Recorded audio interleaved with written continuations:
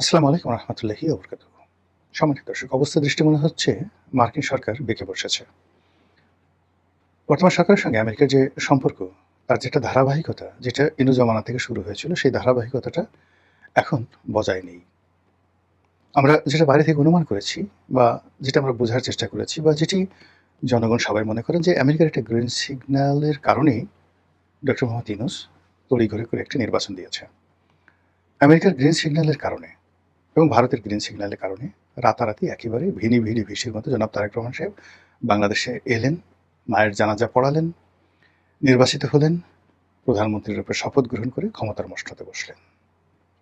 এটা যে যাই বলুক না কেন, বিএনপি লোক বলতে পারে আমাদের প্রবল জনপ্রিয়তা, জনগণ আমাদেরকে ভোট দিয়েছে, আমরা বাংলাদেশের বৃহত্তম দল, আমরা এই শেখ হাসিনাকে তাড়িয়েছি, শেখ হাসিনার ফ্যাসিজম বা ফ্যাসিবাদকে তাড়ানোর জন্য আমরা এটা করেছি ওটা করেছি ইত্যাদি ইত্যাদি। কিন্তু বাস্তবতা হলো বাংলাদেশে যে সমস্ত নেতারা ছিলেন, একজন সিঙ্গেল মানুষকে আমি সাহসী দেখিনি। শেখ হাসিনার পূর্ব জমানাতে সবাই ভীত ছিলেন, সবাই সন্ত্রস্ত ছিলেন, সবাই আকাশের গ্রহ নক্ষত্র দেখে তারপরে কথাবার্তা বলতেন। তো কাজেই আমি আন্দোলনের মাস্টার মাইন্ড, আমি এটা করেছি এটা করেছি, এটা হবে না।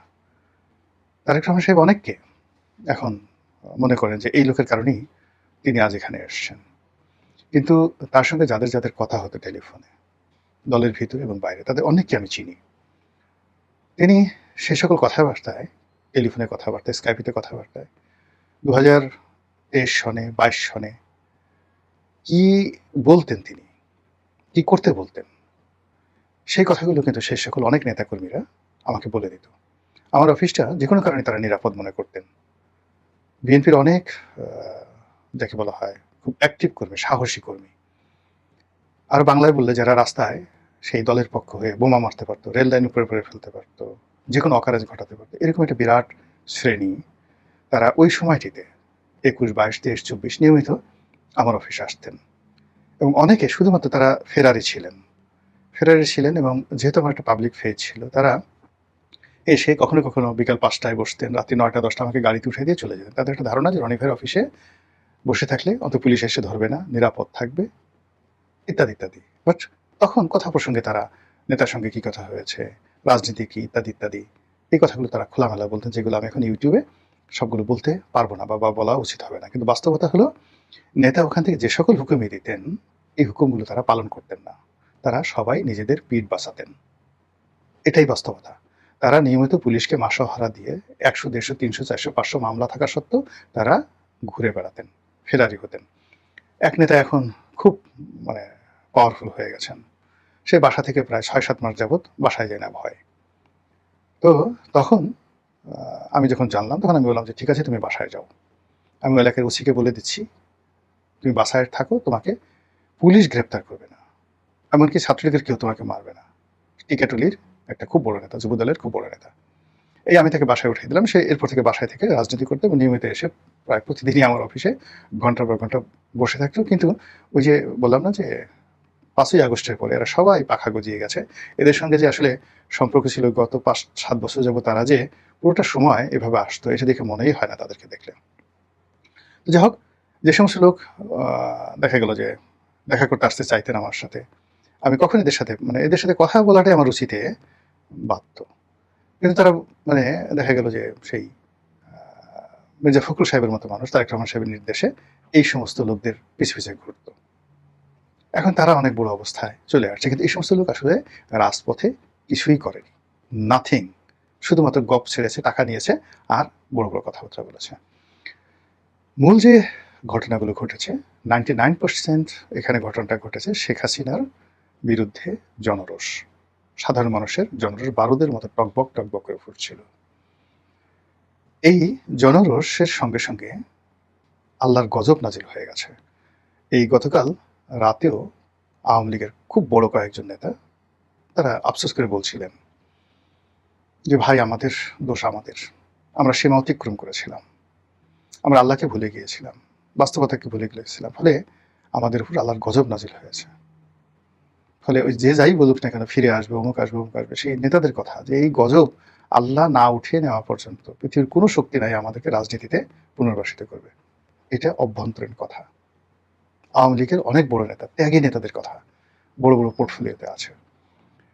তো এই যে জনরোষ, তার সঙ্গে আল্লাহর গজবের সঙ্গে বিদেশি, সেটা বলেন, বলেন, সিআইএ বলেন, মোসাদ বলেন, তাদেরকে গোলা পানিতে মাস শিকার, আইএসআই বলেন মাস শিকার। এবং ওই সময়টিতে all on a sudden within 15 days একটা গণঅভ্যুত্থানের সময় রেডিমেড যেভাবে ভারতে কংগ্রেস পার্টির নেতারা সামনে চলে আসছে, ঠিক এই সময়টাতে সমন্বয়করা, নাহিদ আসিফরা সামনে চলে আসছে। বিএনপি শেষ সময়টা পর্যন্ত দ্বিধাগ্রস্ত ছিলেন। তারেক রহমান সাহেব একেবারে শেষ মুহূর্তে এদেরকে সমর্থন দিয়েছেন। বিএনপি চিন্তা করেছে যে আন্দোলন করছি, আন্দোলন যদি সমর্থন দেই তাহলে আন্দোলনের যাতে বলা হয় ভার্জিনিটি নষ্ট হবে, এই ছেলেগুলো আরো নির্যাতনের শিকার হবে, এগুলো দেয়নি। জামাতের একই অবস্থা, জামাত আরো গুপ্ত অবস্থা ছিল। ফলে এখন যারা বড় বড় কথা বলছেন, সেই বড় বড় কথা আসলে তারা মুখ আছে গাল আছে বলছেন, কিন্তু আমাদের সামনে টেবিলে 1 to 1 বলতে পারবেন না কেউ, নো ওয়ান। জামাতের কেউ বলতে পারবেন না, বিএনপির কেউ বলতে পারবেন না। আমি যদি জিজ্ঞাসা করি অমুক অমুক তারিখে আপনি কোথায় ছিলেন, কি করেছেন, বড় কথা বলার মতো এই দুটো দলে কেউ নেই। এখন যেহেতু তারা ক্ষমতায় আসছে, মাইক আছে, মাইকে বড় বড় কথা বলছে, কিন্তু ইন জেনারেল সবাই পলাতক ছিলেন। তো এই যে আমেরিকা, যেটা বলছিলাম যে শেষ মুহূর্তে যখন সবাই খেলছিল, তখন আমেরিকাও খেলছে। আমেরিকা যে শেখ হাসিনার বিরুদ্ধে কিছু করতে পারছে, নট লাইক দ্যাট। আমেরিকার জো বাইডেনকে শেখ হাসিনা পাত্তা দিতেন না, পাত্তাই দিতেন না। হিলারি ক্লিন্টন, আল গোর, তারপর শেষে অন্যান্য যারা পররাষ্ট্রমন্ত্রী ছিলেন, কাউকে তিনি পাত্তা দিতেন না। বাংলাদেশে যে সকল রাষ্ট্রদূত ছিলেন, ডোনাল্ড লু, মানে এগুলোর উনি জাস্ট একটা পশমের মতো মনে করতেন না। তিনি যেভাবে বেশ কয়েকবার সেই পিটার ডি হাসকে রীতিমতো বোধহয় সর থাপ্পড় মারা বাকি রাখছেন, মারছেন কিনা তাও বলা যায় না। তাকে যে কয়বার ধাওয়া দেওয়া হয়েছে, যে কয়বার তার গাড়িতে ঢিল মারা হয়েছে, এটা আমেরিকা মানে একটা বেসিক্যালি তো দেখেন ইরানের সাথে বেসিক্যালি একটা মানে একটা ভিতুর দলেরা এমনি খুব হাঙ্গি পাঙ্গি দেখাবে যখন ক্ষমতা থাকে, এটা করবো এটা করবো, কিন্তু আপনি যদি আস্তে মাইক টাইসনের মতো এটা মেরে দেন, সঙ্গে সঙ্গে আপনাকে ভয় পেয়ে যাবে। সেইভাবে বাংলাদেশে যত রাষ্ট্রদূত আসছেন, সেই ড্যান ডাব্লু মজিনা থেকে শুরু করে সবাইকে তো দেখেছি, ঘনিষ্ঠভাবে দেখেছি, শেখ হাসিনাকে জমের মতো ভয় পেতেন। ডোনাল্ড লুমও ওই যে শেখ হাসিনা মানে বাংলাদেশের যত সব আবর্জনা মাকড়া সাংবাদিক আছেন, তারপরে যে সমস্ত লোকজন এনজিওর যারা লোকজন আছে তাদেরকে কেউ চেনে না, এদের সাথে সারাদিন খাতির করতেন। আর শেখ হাসিনা ছাত্রলীগ দিয়ে এদেরকে ধাওয়া দিতেন, আর ধাওয়া খেয়ে তারা পররাষ্ট্র মন্ত্রণালয়ে আশ্রয় নিতেন, এবং শেষ পর্যন্ত তারা জীবন সংখ্যা এমন অবস্থা হয়ে গেল যে শেখ হাসিনা বললেন যে তোদেরকে আর আমি পুলিশও দেবো না, একা কর। পরে বিভিন্নভাবে দয়া ঠয়া করে বলে যে ঠিক আছে আনসার দেবো বা টাকা দিতে হবে, $200 $300 করে একটা বেতন নির্ধারণ করে দিলেন, এবং সেইটা মেনে পিটার ডি হাসকে নিতে হলো। ফলে সেই পিটার ডি হাস হঠাৎ করে যদি বলেন যে আমরা একেবারে মায়ের ডাক দিয়ে এটা করে এইভাবে করে ফেলেছি, নট লাইক দ্যাট। মানে ঘটনা ঘটে গেছে, শেষ মুহূর্তে গিয়ে মঞ্চে দাঁড়াইছে সাহসী মানুষ।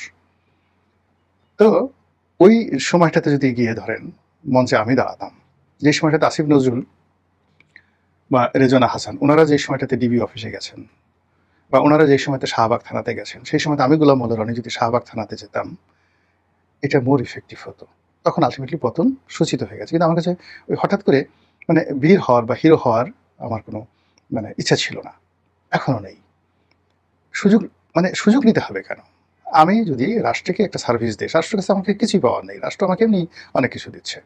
তো রাষ্ট্রকে যদি আমাকে শ্রম দিতে হয়, মেধা দিতে হয়, ব্যবসা বাণিজ্য বন্ধ করে যদি আমাকে যেতে হয়, এখন আমি একজন এমপি হলাম, আমি বেতন পেলাম 50,000 টাকা, আমার ড্রাইভারের বেতন 50,000 টাকা। আমি এখন যে আয় রোজগার করি, আমি একটা মন্ত্রী হলে কত 1 লাখ টাকা বেতন পাবো, কিন্তু আমার যে এখন যে ইনকাম হচ্ছে, সেই ইনকামের গুলো কে দেখবে বলেন? তো ওখানে আমি যাবো, আমাকে তো রিকোয়েস্ট করে হাতে পায়ে ধরে আমাকে নিতে হবে, বিকজ আমার গেলে ওখানে লস হবে। আমি 5টা বছর এমপি ছিলাম, আমার অন্তত পক্ষে 100 কোটি টাকা লস হয়ে গেছে বিভিন্নভাবে, 100 কোটি টাকা। আমি কয় টাকা বেতন পেয়েছি, জায়গা তুমি সব বিক্রি করে দিতে হয়েছে। ফলে আমি এখানে কেন যাবো? যারা যায় তারা মূলত ওখানে 2 নম্বরী করার জন্য যায় অনেকে। এইভাবে দেশ সেবার জন্য নিজের সবকিছু বাদ দিয়ে ওখানে গিয়ে গরিব হয়ে গেছে, তারপর শেষে যাকে বলা হয় নিজের পকেটে টাকা খরচ করেছে, এরকম হাতে গোনা 2-1 জন লোক আছে, 2-1 জন। এর বাইরে বেশিরভাগই ধান্দা করে আর কি। তো কাজে এই যে আমেরিকার যে কথা বলছিলাম, যে America all on a sudden গিয়ে সেও ওই যাকে বলে আন্দোলনের শেষ 7 দিনে অন্য সব মানুষ, বিএনপি, এনসিপি, তারপরে জামাত, তারা যেভাবে কাজ করেছে ওই সময়টাতে আমেরিকা একই কাজ করেছে। এখন সবাই ঘটনা ঘটে যাওয়ার পরে আমেরিকা বলে আমি ঘটিয়েছি, জামাত বলে আমি ঘটিয়েছি, ইত্যাদি ইত্যাদি ঘটিয়ে যে যার মতো একে অপরের উপরে মাতব্বরি করছে। আর যেহেতু মানে কেউ ঘটনা জানে না, কারো কোনো কর্তৃত্ব নেই, ফলে একে অপরের মানে ধরুন 5 জন লোক, তারা কেউ হাতি দেখেনি, এখন 5 জন লোক হাতি সম্পর্কে গল্প করছে। আমার দাদার 4টা হাতি আছে, সে বালিশের নিচে রাখে। আমার দাদির ৩টা হাতি আছে, সে এটা কি করে, তা সে আসলের সঙ্গে বেঁধে রাখে। এরকম গল্প তারা। এখন এই যে গণ অভ্যুত্থান নিয়ে এখন যে সমস্ত লোকজন কথাবার্তা বলতেছে, বেশিরভাগ এরকম যারা অন্ধের হাতি দেখার মতো তারাই গণ অভ্যুত্থানকে দেখাচ্ছে। এনিওয়ে, এখন যেহেতু মাইক বড় আমেরিকার, ফলে আমেরিকা বেশি কথা বলছে অন্য সবার চাইতে, আর সেই কথা বলতে গিয়ে সে তার ক্রেডিট নিচ্ছে। আর ক্রেডিট নিয়ে যেহেতু বাকি যারা আছে তাদের সবারই দুর্বলতা আছে, বিকজ এরা কন্টিনিউয়াসলি তাদের মানে এরা সব জায়গাতে বাতি জ্বালিয়েছে। এরা ডিজিএফ এর সাথে খাতির রেখেছে, এরা শেখ হাসিনার সাথে খাতির রেখেছে, এরা জেলারের সাথে খাতির রেখেছে, এরা থানা পুলিশ ওসির সাথে খাতির রেখেছে।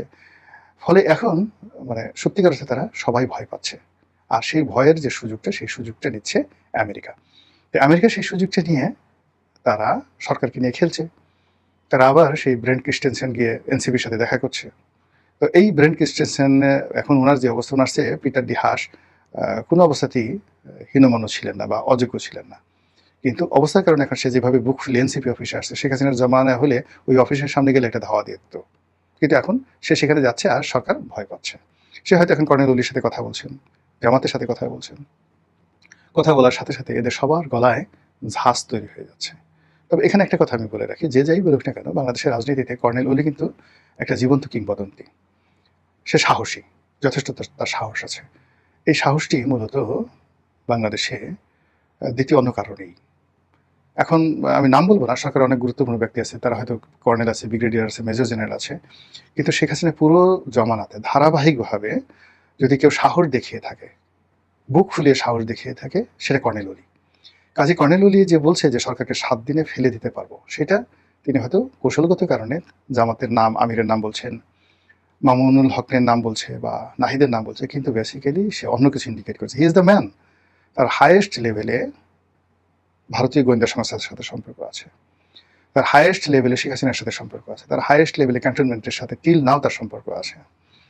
হাইয়েস্ট লেভেলে রাজনীতির যত রকম এই খুচরা খাসরি দল আছে, যত খুচরা খাসরি দল আছে, সবগুলোর সাথে কিন্তু কর্নেল অলির একটা ব্যক্তিগত এবং পারিবারিক সম্পর্ক আছে। ফলে এই যে সে যে কথাগুলো বলে, যে তার কথায় যে ঝাঁজ আসছে, এই ঝাঁজ যেন তেন ঝাঁজ না, এটা বোম্বাই মরিচের ঝাঁজ। সরকারকে কারণ খুঁজতে হবে এবং এই জিনিসগুলো সমাধান করতে হবে। আদারওয়াইজ এই শব্দ, এই ঝাঁজ যত বাড়বে, আমেরিকা যত শক্তিমত্তা দেখাবে, তত বেশি সরকার দুর্বল হয়ে পড়বে। মহান আল্লাহ আমাদের সবাইকে হেদায়েত দান করুন এবং হেফাজত করুন। আসসালামু আলাইকুম রহমতুল্লাহি ওয়া বারাকাতুহু।